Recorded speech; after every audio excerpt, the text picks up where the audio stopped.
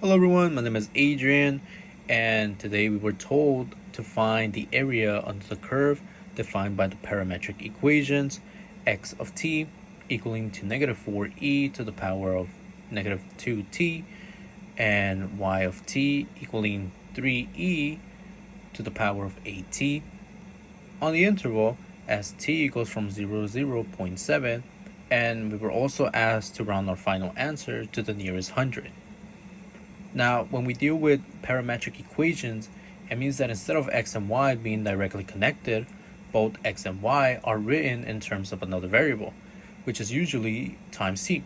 So the curve is traced out as t changes. Now, we need to find the area under this curve with respect to x. So we will be using the parametric area formula, which is the one you guys are seeing right now.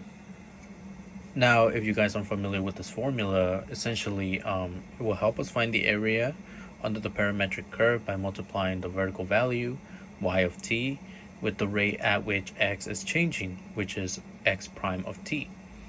And in our case, we will be doing this over the interval of t from 0 to 0.7. Alright, so first we need to take the derivative of x of t, and to differentiate this, we can apply the chain rule.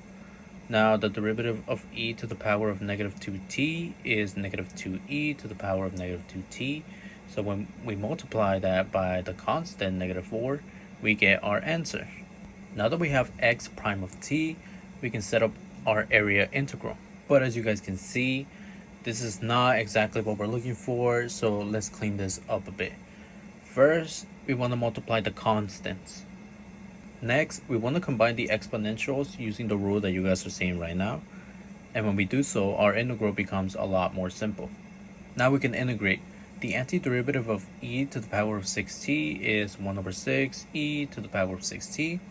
So we get the following, which simplifies to 4e to the 6t evaluated from 0 to 0.7. Now we can plug in our bonds. First, at 0.7, we have 6t, which equals to 4.2, and at 0 we have 6t, which will equal to 0. So we are left with 4e to the power of 4.2 minus 4e to 0. But e to 0 equals 1, so then that becomes 4e to the power of 4.2 minus 4. And when we use a calculator to evaluate e to the power of 4.2, we get an approximation, which is 66.68.